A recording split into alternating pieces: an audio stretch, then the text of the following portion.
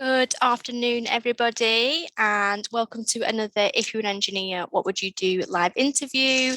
Today, we have Amber O'Connor, who is the Commercialisation Manager at Siemens Energy. And we are very, very, very excited to have her here with us today. As you would have seen by a promotional call, we're all about mum power and women power today, so we're really excited. And quick reminder that all of our entries are due in next week, the 23rd of March. So we hope that they are either in the post or they're nearly done. And without further ado, I think I'll hand over to Amber, who's got a lovely presentation to show us. And then after that, we'll move on to some questions. So hi, Amber, how are you today? Hi, good afternoon. I'm good, thank you. Lovely. So if you want to share your presentation, that would be fab. Yep, just let me know when it comes up. Yep, that's fab. We can see it. Okay, great. So, hi, good afternoon. As I just said, my name's Amber. So, I am a mechanical engineer, I'm a commercialization manager, and I'm also a venture founder. But really, the good question is, well, who am I? So, let me just wait for my slides to catch up. There we go. So I like to run this through and just show that I think that I'm kind of normal, or as normal as it goes. So I describe myself as a geek. I really love anything, taking things apart, just really getting into like how it's made and all sorts of programs, like makes me happy. I'd like to think I'm a little bit creative. I used to really love art and stuff at school, and I still try to be a little bit creative now and again. I'm absolutely crazy about cars. So anyone who knows me will describe me as a car person. I actually have 6 at the minute, which is probably a little bit extreme. I absolutely loved maths. When I was younger, I actually went to space camp in the summer. I really loved it, and one day, like I did dream of being an astronaut. I have 2 beautiful young kids, so they're 2 and 4. And then also, I'm an engineer. So, what I wanted to talk to you about is really how did I become interested in engineering? So, I just said, like, I really loved maths. I really did like science, liked art, and also graphic design. I loved all of those things. And actually, I even took an extra GCSE and I went and did law as well. That was something I was really interested in, and I was considering that as a career as well. And it was interesting because I loved all of these things at school, but how did that actually take me into a career? And I was really confused. I didn't know if I should just pick the topics that I loved and go forward, or what do I do? So I kind of just started looking at what type of career does that lead to. I kind of did some quizzes on all of these different things that I loved, and it popped up some results, one of which was engineering. And then I started looking at the different routes into engineering. So you could do an apprenticeship, you can do college and university. There's loads of different things that you could do. But for me, I knew someone who'd done an apprenticeship. I knew someone in engineering, and I just decided to go for it because at the end of the day, I was 16. I still had loads of time ahead of me. And if I didn't like it, I could always change my mind later on. But actually, it was the best decision I ever made. And in the end, I just applied. So, in terms of my career to date, so I started in 2010 as a technical apprentice. I was just 16 at the time, so left straight from school. I then had my first kind of professional role. So I was a performance engineer looking at gas turbines all around the world. I then moved on to being an analytics engineer, so designing mechanisms to spot failures on gas turbines. I then took on the role of leading the team of people that globally go and install all of the hardware to remotely monitor gas turbines. And then I decided to completely change last year, and I moved away from a core engineering role and I moved on to be a commercialization manager. And I lead all of our digital products. So I work with engineering teams and our marketing and sales and come up with solutions for our customers where they need those products and services, and I focus on digital things. So how do we improve our remote monitoring and stuff like that? But another really exciting thing that I've just started to do was that I founded my own venture, which is basically a whole new business within Siemens Energy where I work. And I'm going to talk about that a little bit later. So where do I work? So I just mentioned it. I work at Siemens Energy. Now, I bet you've never heard of it. But Siemens Energy is a really amazing and big company. So we have kind of 5 main areas that we look at. So generation, transmission, industrial applications, new energy business, which is coming up with loads of crazy new technology, and renewable energy. So within Siemens Energy, about 1/6 of the global electricity generation is based off our technology, which is crazy considering that most people don't know the name. Over 50% of our portfolio is based on technology that is relevant in decarbonising the energy world. We have presence in over 90 countries, which is pretty amazing. And we have over 91,000 employees worldwide. And then in terms of the bit that I sit currently, so I sit in industrial applications. And as I mentioned earlier, I focus on gas turbines. So you can see what a gas turbine looks like right there. So what do I do as an engineer? Or what did I do? So I talked about remotely monitoring gas turbines. So that gas turbine that I just showed there will sit inside a big metal box and in a package. So this is a package. We then have different ways of looking at that gas turbine. So we have a control system, and we also have a human machine interface.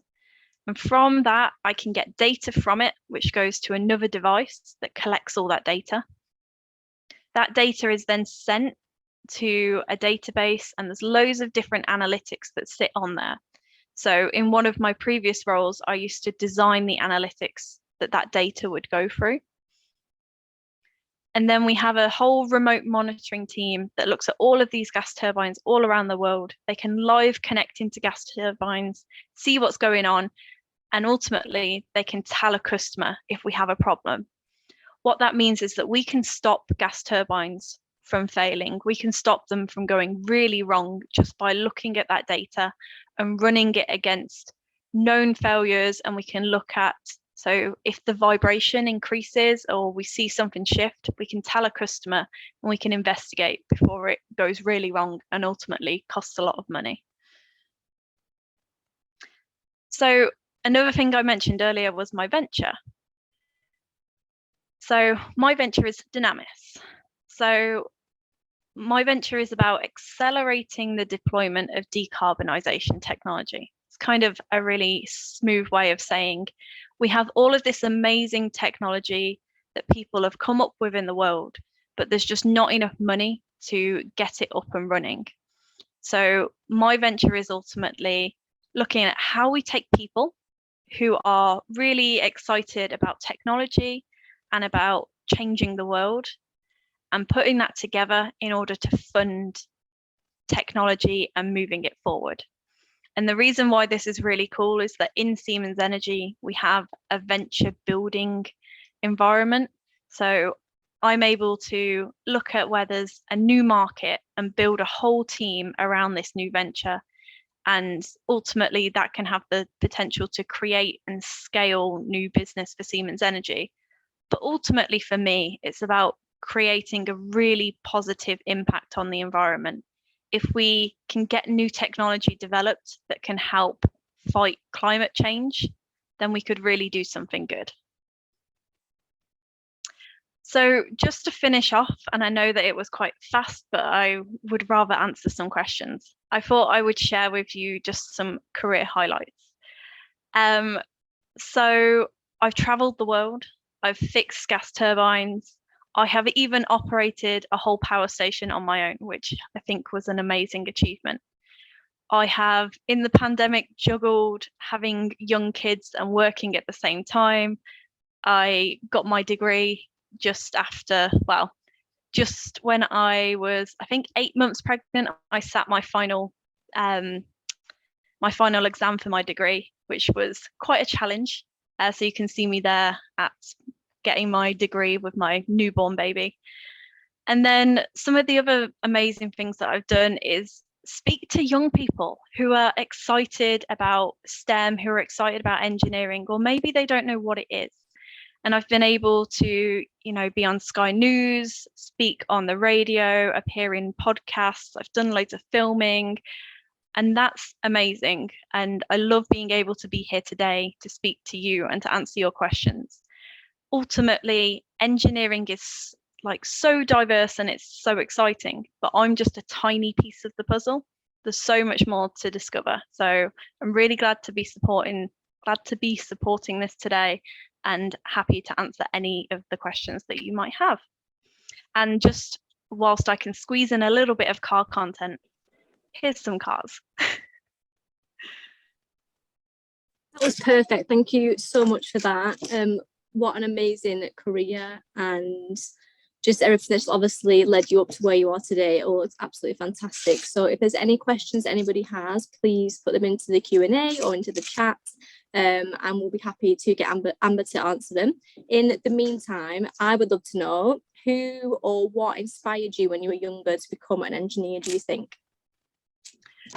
So this is an interesting question. I don't think that I have a specific role model, but I look at some of the people around me. So my dad's an entrepreneur, and I have some really strong women within my family who have always encouraged me to do what it is that I wanted to do.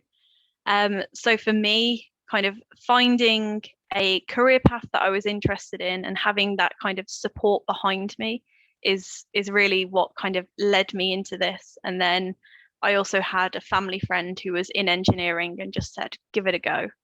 So that's why I ended up here.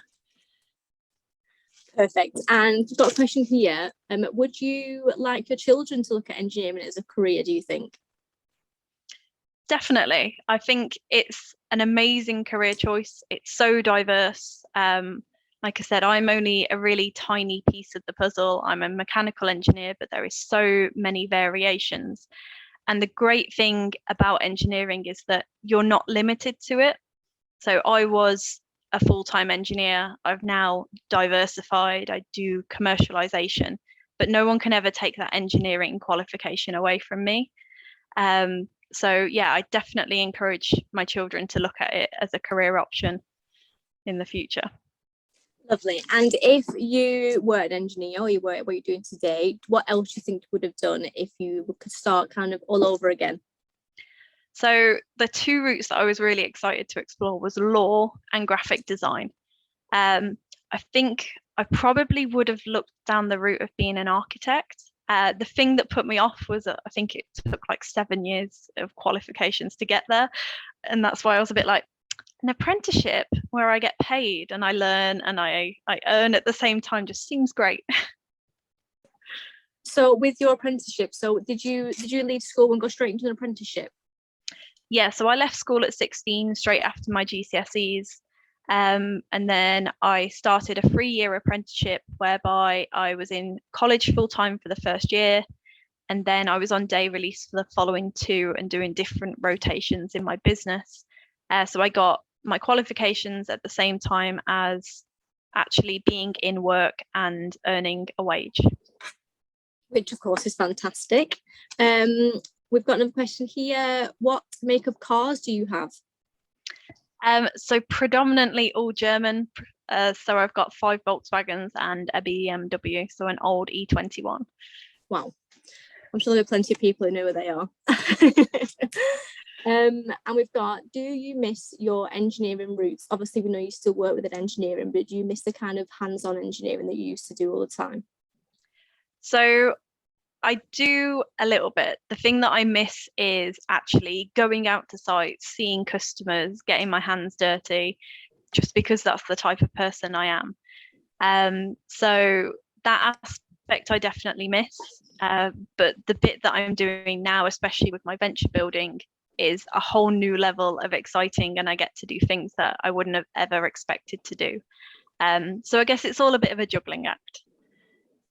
And we've got a question here. What countries have you travelled to? Where's the furthest you've gone? So I've kind of been all over. I've done quite a bit in Europe and in the US. I was in Qatar for a 3-week placement. I've also been to Israel. That was really beautiful. And yeah, I think Israel and Qatar are probably two of my highlights. And have you ever done something that you never thought you would during your career? Yeah, I think for me, when I was in Qatar, I was the leading engineer who visited a very important customer site. And I walked into customer meetings with kind of the highest level of that customer organization. And I was the person giving the direction from the Siemens Energy point of view. And kind of having that status was really important to me because it kind of validated me as an engineer, and it's a level that I didn't expect to get to. So it was really nice. Amazing. And in terms of Siemens Energy, how long have you worked there? So Siemens Energy was only formed a couple of years ago. It was a spin out from Siemens. And then, so I started my career in Rolls-Royce Energy. That was then purchased by Siemens back in 2014. And then Siemens carved out into Siemens Energy a couple of years ago. So I've technically never left, just the company that I've worked for has evolved.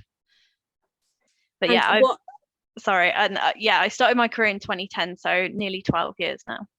Oh, so a lovely long time. And what's your, obviously I know you spoke about your highlights, but what do you think, or can you elaborate more on your favorite highlight of the time that you've been there? So yeah, it's difficult because there's been so many highlights. Yeah, I think it's a difficult one. Or a few, talk about a few. Yeah, I mean, so I mentioned about going and operating a power station. So when I was a performance engineer, there was a modification that we were testing. So I flew out and I operated a gas turbine and a power station on my own, recorded some data. I then went and physically installed this new modification, and then I ran the power station after and had to analyze the data to make sure that the modification had worked. That was a really huge career highlight for me. There's not many people who can say that they've operated a power station, and especially at the age I was, and also being a woman, it was a really big achievement. And I think being trusted to do that is really important. I mean, this is multi-million-pound machinery, you know, and if something goes wrong, it's very expensive to fix. I take it nothing did go wrong. No, it was all good. And have there been any projects that have pushed you out of your comfort zone that you've done during your whole career?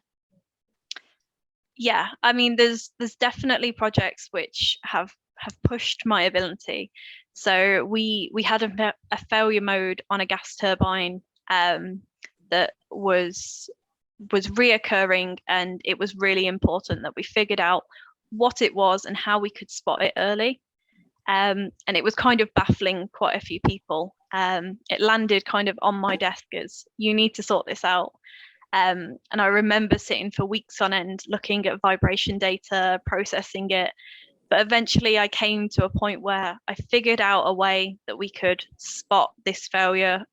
It was probably only 2 or 3 days before it occurred, but that's enough time to at least safely shut down a gas turbine and have a planned outage.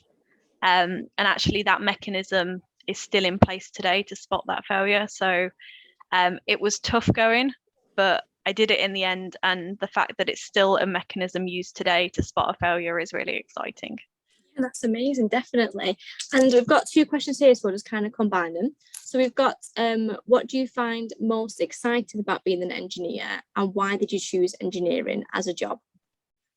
So the thing that excites me about engineering is the diversity. Although in engineering, I've done very specific jobs, that every single day can be different. When I was a performance engineer, one day I'd be looking at an engine which is local to me in the UK, and then another day it would be speaking to a customer who's based out in Israel, and the types of things that I was dealing with would change so much day to day. And it was just really exciting to almost get up and go to work in the morning and not quite know what was going to kind of be in my inbox to deal with that day. And that really energizes me. And I think for me, the reason that I picked engineering is because it was a mix of all the things that I loved. So it was a bit of maths and science, a little bit of getting to know how things work. And ultimately, it gave me the freedom to be a little bit creative. And it's just a career path that's really suited me. And we've got a question here, which I love. How much electricity do you use in your job, do you think? Oh, that's a really good question. In honesty, I don't know. I mean, I sit at my house every single day. I very rarely drive into work now, and I just sit here on my laptop, take a few phone calls.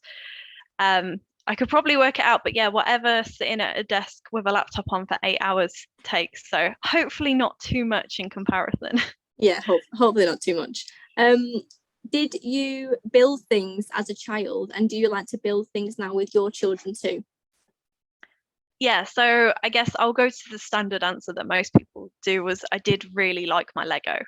But it didn't mean that I didn't also like my Barbies. And I know that like my mum will comment on me probably like cutting off hair on Barbies and all sorts of stuff. But yeah, I think colouring, drawing, all of those types of things, building with my Lego, I really loved it as a kid. And with my children now, yeah, we've certainly got loads of building blocks. We've also got loads of cars, and it's just about them being creative. They can take things apart if they want to, and they can do whatever they want in that lovely world that it is of being a small child.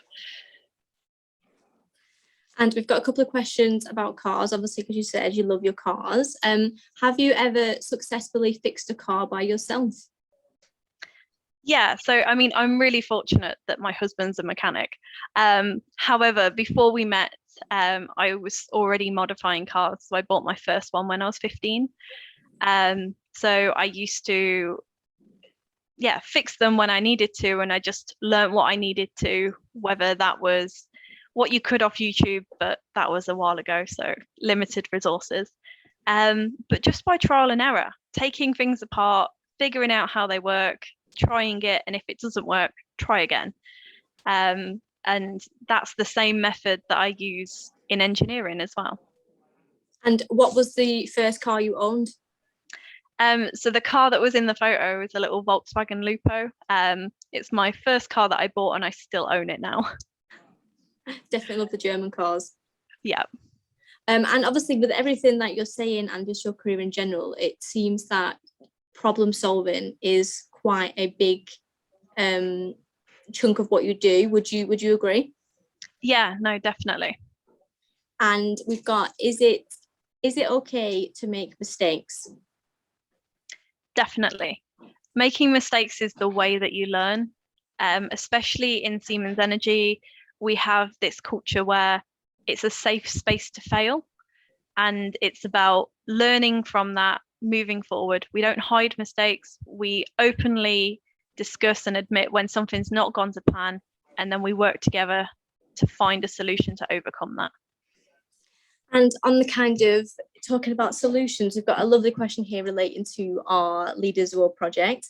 Of course, our Leaders World project is where we ask pupils to look at the world around them, spot a problem, and then design a solution, obviously an engineering solution. So we've got, what would you say to the pupils watching as they are thinking of their own engineering solutions for the Leaders World project? So what kind of advice would you give when they're designing their own solutions? So I think my advice would be to really think outside the box. You can be as creative as you want. If it doesn't work, then just try again. But ultimately, being an engineer is about innovation, creativity, and don't be limited by what you see around you, because like that's not tomorrow. Tomorrow is thinking different, and that's what you need to put into it. Amazing advice, love that. We've got, what is the biggest gas turbine that you've worked on? So within my business, so I'm in the aeroderivative gas turbines business of Siemens Energy. So our biggest engine is a 60, well, I think it's about now a 70 megawatt gas turbine. So it's relatively big, but to give you some context, so we have, I think we now have 10 of these sat just outside New York, and they power the whole of New York. Lovely. And we've got, why should more girls consider engineering as a career, which I think is really important. Yeah, definitely. So engineering needs diversity because every different person brings something completely different to the table. And, you know, men and women think completely differently. So to get that true diversity, creativity, innovation, we need more women in the engineering space. Women tend to do really well in this space because of how we think, because we look at solutions in a completely different way. It's a really exciting career path to take. And that's why I always encourage women to consider it as a career. And ultimately, the path that it takes you down, you don't have to just stick to engineering. You can really diversify yourself as you grow with that career. So it's definitely an option to consider. Yeah, I think it's interesting. Like, you know, lots of engineers we've spoken to, they all say they kind of started out as one thing, but they've managed to move on to so many different things because it's such an open field. And I think that leads great onto another question we've got, which is, how did you gain the confidence to become so successful in your field? Obviously, you know, with you're young, mum of two, literally smashing it. How did you become so confident in order to get to where you are? So confidence is one of those strange things that I think on the face of it, I appear quite confident. But I have really bad imposter syndrome. A lot of people will talk about that. It's where you commonly doubt yourself. You don't think that you are good enough. But it's one of those things that over my career I've really tried to deal with. And as I started as a really young 16-year-old, I had no confidence whatsoever. And especially going into a environment which is predominantly full of men, it was quite a struggle to feel like I had a voice and to gain that confidence. But I think through the different things that I've done, through growing myself as an engineer, actually delivering successful engineering projects, through publicly talking and taking myself outside of my comfort zone, I've been able to develop that confidence. So it is just about continuously pushing myself and ultimately gaining that confidence. But it doesn't mean that I'm always confident. I think we all struggle with our confidence at time, but it is about just having that little bit of self-belief, because I know that I've got to where I am in my career because of me, and that I shouldn't let anyone else's opinions impact how I feel about myself. And that's some advice I share with everyone, is to have that self-belief. That is fantastic advice, and I definitely know that obviously everybody watching will be taking it on board. Love that.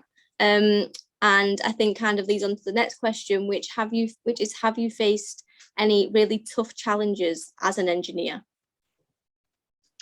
So as a woman in engineering, there has been definitely some issues that I've faced around gender, particularly when I've been traveling to countries where they don't necessarily have the same gender balance, and kind of they have very stereotypical gender roles.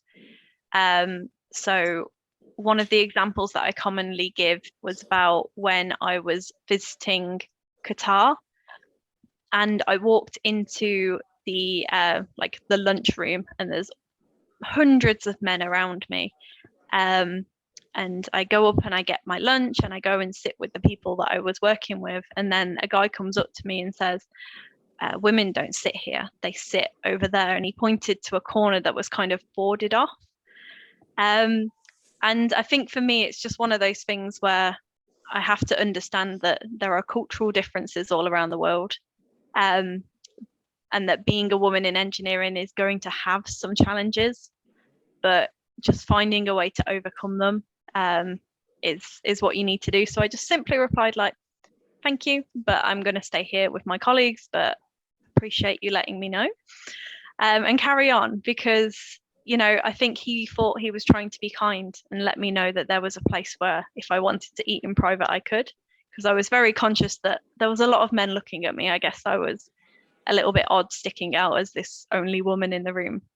But I think that if you speak to more women in engineering, they do say they become more comfortable being the only woman in the room because it's very common. But hopefully, as we encourage more women into engineering, that will become less common and it will be more diverse. And obviously you're playing a huge part in, fighting for the gender equality in engineering, being such a great example for yourself. So although that example is sad to hear, even though you say think he was being nice, obviously, but it's a shame that in some place of the world this is still kind of how it is. But obviously it's great that you're working towards better for everyone involved. So that's great. And what is your advice for children at an early age to get into engineering? What lessons do you think they should focus on? And do you always have to go to uni, even though we've heard that you didn't go to uni, you went straight into an apprenticeship? Yeah, so I didn't go straight into university. I did an apprenticeship. I did subsequently get my degree, but it was funded through the company and I did it part-time whilst I was working. In terms of school and what types of lessons to take, obviously I was really interested in like maths and science and design, which I guess now looking back, they're very stereotypical topics that you would link to engineering. But I know so many engineers that are not keen on maths, they're not keen on science. So I guess my advice is that if you are interested in STEM, in an engineering career, then it doesn't really matter if you're good at maths or if you're really good at science. You can still pursue that career. Obviously, you can look at apprenticeships, you can go to college and you can do engineering focused topics, and then you can go on and you can go and do a degree if that's what you choose to do. And do you have a favourite book that you could recommend to everybody watching? Oh, I've got to admit, I'm not a big reader. And I think that that's predominantly just because of having two kids. But I mean, there is a great kids book, but it's probably too young. But it's called My Mummy is an Engineer. And it's a really great book that I love reading with my kids. And it just talks about the different types of engineers and shows women as role models in those careers, which is really cool. And I think I would love to know as well, what do you think the biggest kind of challenge is for you balancing your life also with two children, obviously, and you say you predominantly work at home most of the time. Are your children there all the time with you?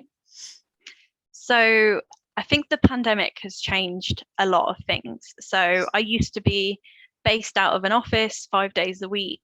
And obviously then COVID hit and everyone had to work from home. So I completely adapted to now being at home. My kids were at nursery, but sometimes they would be at home with me. So I do that juggling act, and we work really flexibly. So if I let people know, hey, I've got my kids at home, can't do meetings, but I'm going to get this done, then that's fine. Now my oldest, my daughter, is at school. So the juggle is not quite as hard in terms of having them at home, but the latest challenge is about school run. So having to do that school run at like 9 o'clock and again at 3 actually is a challenge. So working from home for me now means that I can go do that school run. I can pick her up, I can take her where she needs to go, come back and do some work and still get my job done. Whereas if I was in my office, which is nearly an hour away, I probably wouldn't get that same like work-life balance. So for me, this whole working from home and kind of the transformation that we've all been through has been really useful. And obviously that sounds great that, Siemens Energy obviously are so have allowed that to happen for you, and obviously other staff members. That's really obviously inclusive and great there. So that's fantastic. Let's have a look. We've got some more questions coming in. So we've got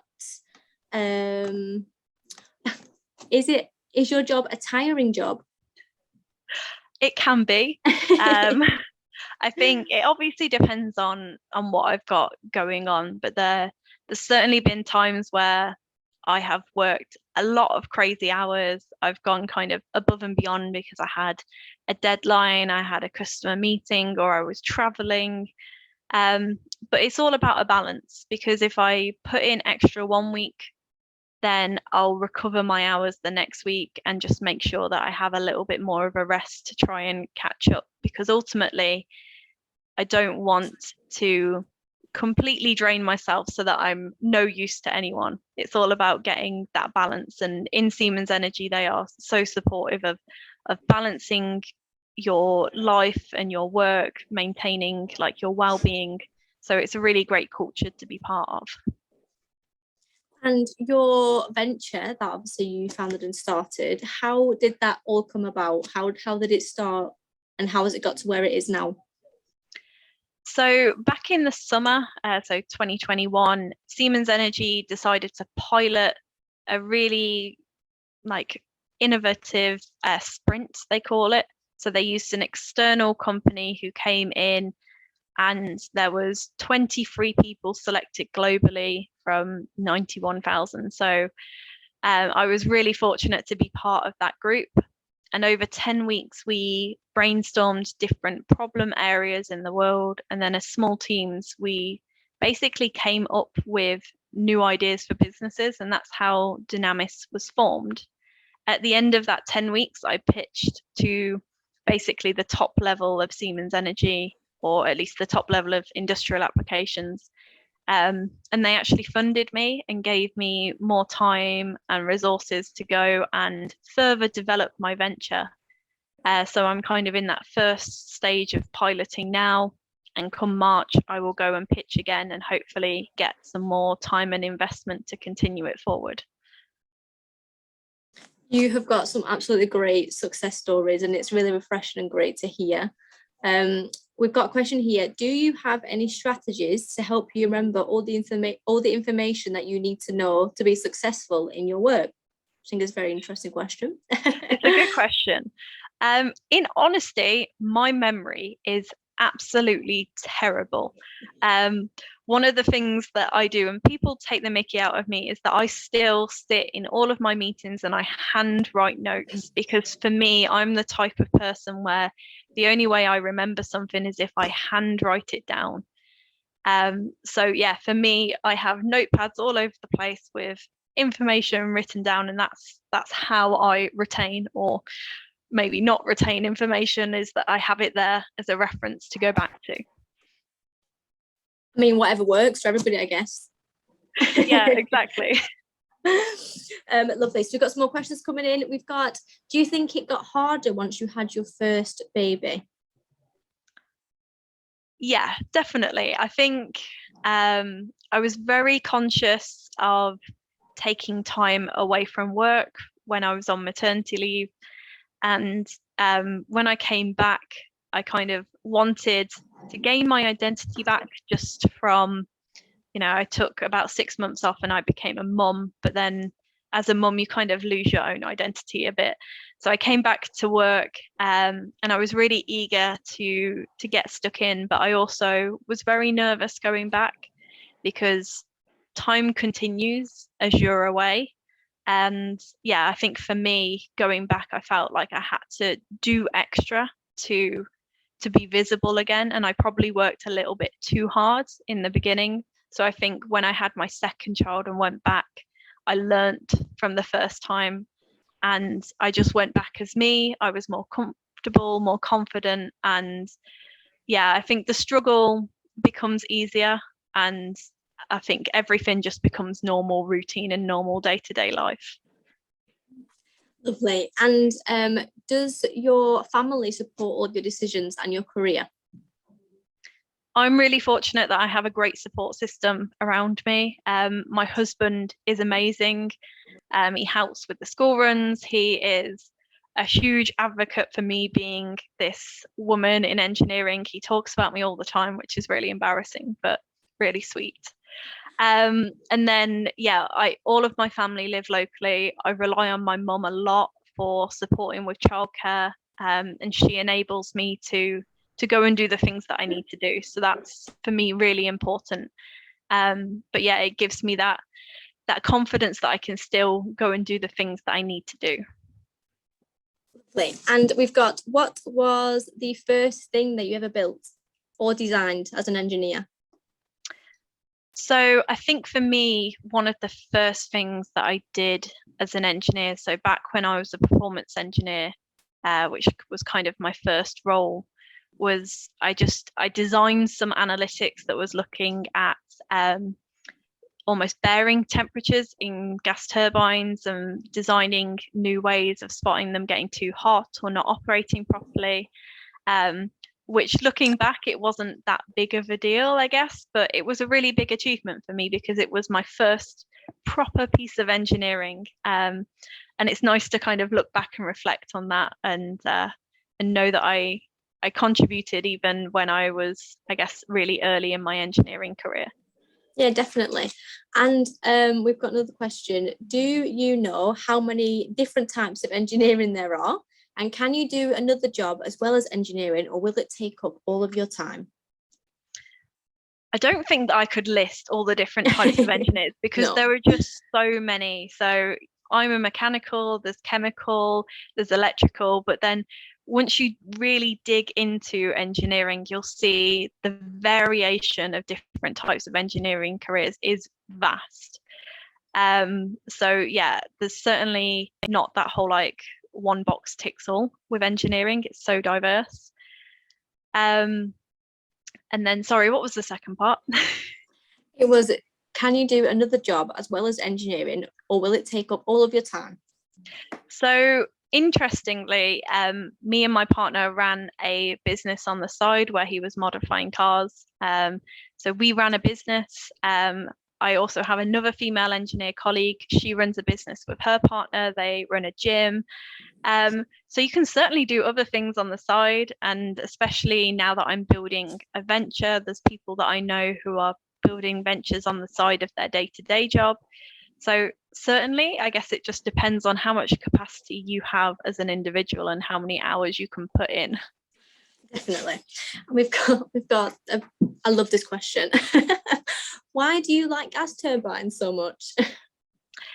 So gas turbines is a really interesting thing for me. I loved figuring out how they worked when I kind of just started my career. And one of the things that I didn't realize was how common gas turbines are. Like, they are everywhere. If you drive down the M6 motorway towards Birmingham, you literally drive past a gas turbine that's on the edge of the motorway and you wouldn't even know it's there. And that's backup power for the whole of Birmingham.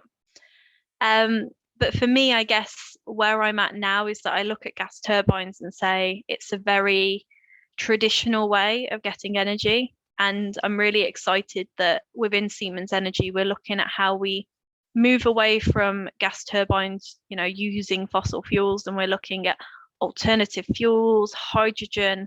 How do we decarbonize? How do we ensure that we do this energy transition and move towards greener solutions? So I guess for me now, I look at gas turbines and go, that's really exciting because we can change something that's really damaging for the environment and change it into something that is really green and more sustainable for the future. Amazing. And do you think you use any of your engineering skills in your personal life? Yeah, I think engineering is one of those things that comes in all the time. It can even just be, like I say, problem solving is such a generic statement thrown out there, but it's so useful. Understanding how to break down a problem and how to, split into really small, manageable tasks is really useful. And I certainly use that day to day. Obviously, when I'm working on cars, that whole engineering mindset is really useful. And then even when it is like in engineering, for me, communication is a really key part. I do a lot of talking with customers, stakeholders, senior managers, and actually understanding how to communicate with different types of people has even just helped me when it comes to my kids, being able to understand the level that they're at and how I need to break things down and speak to them. So it's been really useful in terms of my personal life. Amazing. It's really like a life skill, and the skills that can be implemented in any kind of part of life. Amazing. So we've got, this is quite a broad question, so answer it as you will. If you could create anything, what would you create? Oh, I don't know. I think what I'm kind of doing at the minute in terms of ventures is, I guess, what I want to do. So one of the technologies that I'm really excited about at the minute is something called direct air capture. So it's about taking air and extracting carbon dioxide from it and almost putting it underground into storage so that it's permanently removed from the atmosphere. So for me, if there was something that I could really do, it would be to help bring that technology out so that it is commercially viable, so that it's used day to day. And ultimately that helps us bring our greenhouse gas emissions level way back down to like pre-industrial level. So for me, that is like the thing. And what kind of materials and tools do you use during engineering? So for me now, I just use my laptop. But when I've been out on site, we have full toolkits with everything that you would normally expect, spanners and the lot. I mean, when I was remotely monitoring gas turbines, it was very key in terms of the equipment that we had connected to that gas turbine. So a database, a mechanism to transfer that data. So ensuring we had that internet connection. There's loads of things that go into engineering, and tools that engineers use can be really diverse and change dependent on what it is that they're trying to do. And when you worked with gas turbines, would you say it was dangerous at all? Can gas turbines be dangerous and working around them? So there's always a level of risk and danger when it comes to these types of careers. But we have loads of different health and safety mechanisms in place to keep us as safe as possible. So when I was going and working on gas turbines, we would always assess what we were going to do, come up with a way of tackling it, a way of putting safety precautions in place, and then step by step going through the process. So I have never been injured or felt unsafe at work, and I don't know anyone else who has either. Good.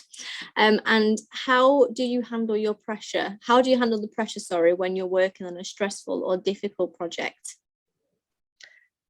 That's a good question. So for me, I'm actually the type of person who delivers best under pressure. I always put myself under way too much stress, way too much pressure. But that's the thing that motivates me. So I guess for me, I always like to make sure that I am loaded up really, really high and just work through it. But I know for other people, that's not the way that they work. And I think in terms of engineering and the type of route that you can go down is that you can find a career and a way of working that suits you best. And for me, this is just the way that I work. And one final question to finish off on. I'll combine two actually. So we've got, what advice would you give to your younger self? But also we'd like to know, what advice would you give to all of the children watching today if they want to grow up and be an engineer? So I think to my younger self, and also my advice to everyone, is to have that self-confidence and belief. As I mentioned, I was not very confident, and that imposter syndrome comes in so much. I always question, am I a good enough engineer? Do I really deserve to be here? Kind of doing all these talks and speaking to different people. But I have to remind myself that I'm here for a reason. And when it comes to advice to, everyone who's listening in on this call, it's the same thing, is that believe in yourself, your ability. You are way more amazing than you will ever give yourself credit for, but take some time to reflect on just how amazing you really are. That is a beautiful note to finish off on. Thank you so much for that. And thank you so much for taking the time today to talk to us about your whole career, your highlights, your life. We really appreciate it. And I hope I will see Amber's name on some of our entries coming in for the Leaders Award. One more gentle reminder to all the lovely schools on, the deadline is March 23rd. So we need your entries in by then. If you've been on the call today, we'll give you a call to the school in a couple of days to see how you're getting on. And apart from that, thank you so much everybody for joining. Once again, thank you, Amber. You've been absolutely awesome. And you are still genuine inspiration for me for working from home as an engineer with 2 children. So thank you so much. And we will see you all tomorrow at 10:30 for another interview. Thank you very much, everybody. And thank you, Amber. Thank you. And thank you for all the questions. Thank you. Thanks. Bye.